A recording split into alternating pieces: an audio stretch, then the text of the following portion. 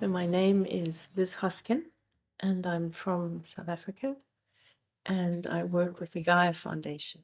The Gaia Foundation was born with the intention and the vision of enabling us to remember that we are part of this beautiful living organism, Gaia, Mother Earth, Pachamama, and how we can learn from our indigenous ancestry to reconnect and to re-embody and to re-embed ourselves in the community of life.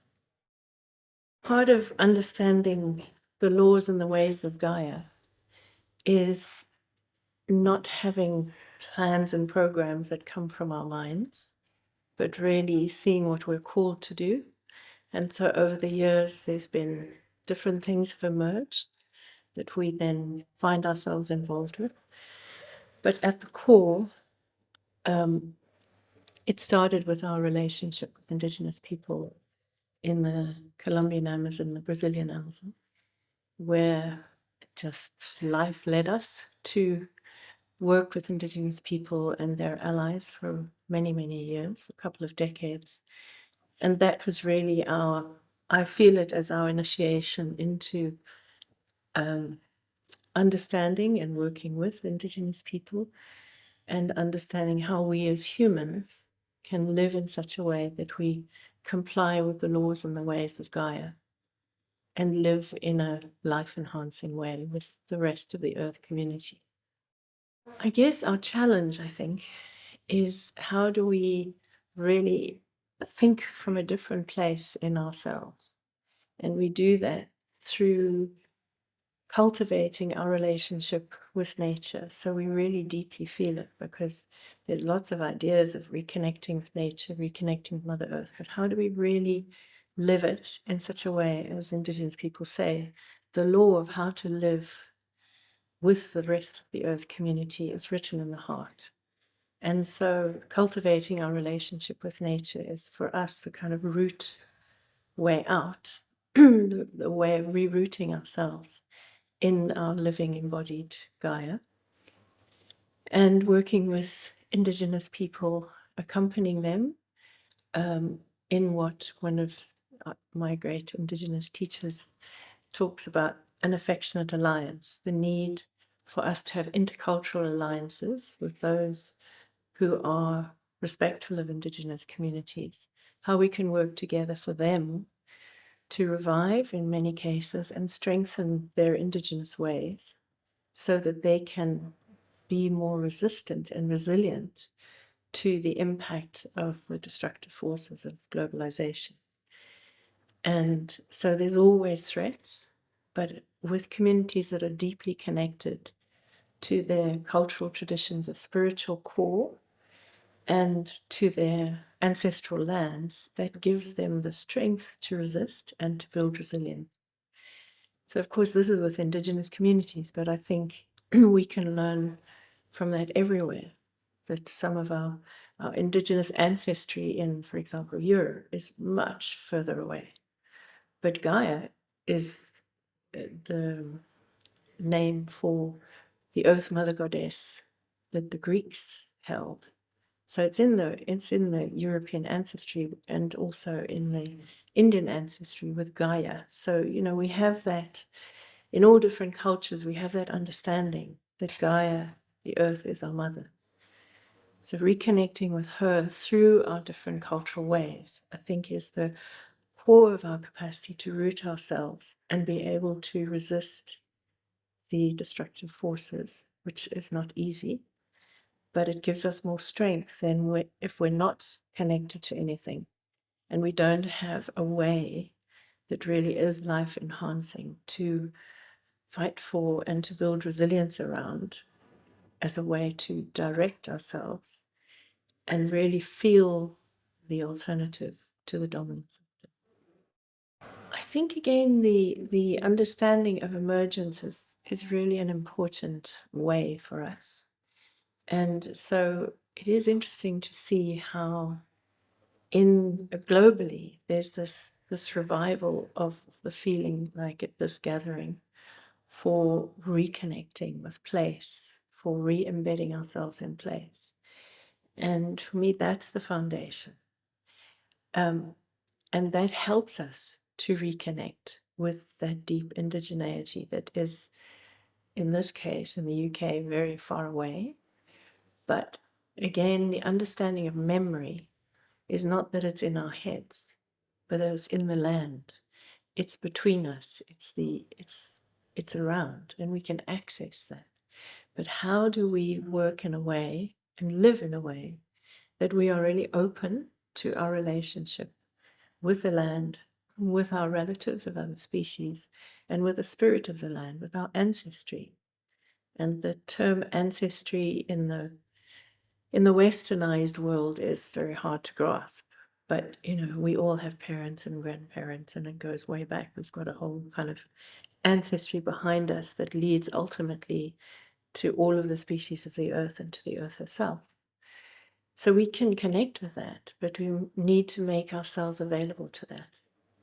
And the way we do that, we believe, is through regular practices that reconnect us with land, with other beings, with each other, with our ancestry, to that beautiful web of spiritual web, web of forms of life, including humans. And so as we connect with that and open ourselves to that and don't feel ourselves as this little fragment that's running around trying to survive, I think that memory comes back, the practices come back, even in this context here. So one of the thing that we do here in the UK is we work with seed, reviving seed diversity. That inspiration came from Dr. Malako, who's our Ethiopian wonderful mentor, who's now an ancestor. And that is about people learning to become confident again, to save seed, to share seed, to really bring back the diversity of the seeds that belong and that were born of the land here. And as people do this, there's inevitably there's something about seed. Seed is sacred in all cultures, and seed and nature teach us so much when we just become available to learn. And so there's such a joy that's emerging around the UK as people remember the seeds that used to be, find them again. Black oats, for example, was found in Wales, and huge joy around that. And some elders still left to remember some of the songs and the rituals around it. So it's there. It's creating that permission, if you like, to get out of our clever minds and to really deepen our relationship and cultivate our relationship with the spirit of the land, the energy of the land, and with our ancestors, with each other, with nature. I think, again, one of the, I would almost say, sicknesses of what's happened to us through this reductionistic way of thinking and the globalization is that we so embedded in us is this thinking. So one of the things we work on a lot is a constant practice of decolonizing our minds. And so one of the ways in which we've been colonized is to feel that we are superior and that we can find the solutions and that that's what we need to do. Whereas if we really feel ourselves as part of the body, a cell in the body of Gaia, by reconnecting with that deep sense, then we participate with her, we listen to her, it means we become more humble because we're not the ones who is searching for a solution, but we are listening and following our spirit, our calling. And so we talk a lot about what is our calling? Why is it that we are here now at this really scary time? And what is it that we can bring? And for me, we find that by going into ourselves, which is not just this little body, but into our bigger ecological self, and really listening and responding without our minds saying, we've got to find a solution, we've got to win this. I think it's a sort of surrendering into humility and deep listening and just doing what we are called to do without grasping after a solution. because I think that's part of the problem. We cannot find a solution as a little brain here, and even as a bunch of humans. It has to really emerge from embedding ourselves, I believe, in a deep relationship with the wider Earth community, who is our family, and with the spirit of our living planet Gaia. And really just, as lovely Sati says, step by step, just do what we have a passion for, do what we feel we're called to do, not with grasping after outcomes, because in a complex system, we cannot work out what an outcome would be. But by deeply participating in the rituals of Gaia, in the seasons, in the planting, in the recognition of the moon cycles, in the, just really feeling that we are part of this beautiful, pulsing, living earth, and doing what we can to heal the wounds that are constantly coming. So I think it's not to say that the horror of what's happening it's deeply painful. And, for all of us, I think we get overwhelmed and we see stuff that's going on and we just think, oh my God, there's no hope. I mean, we all, I think, go into that space.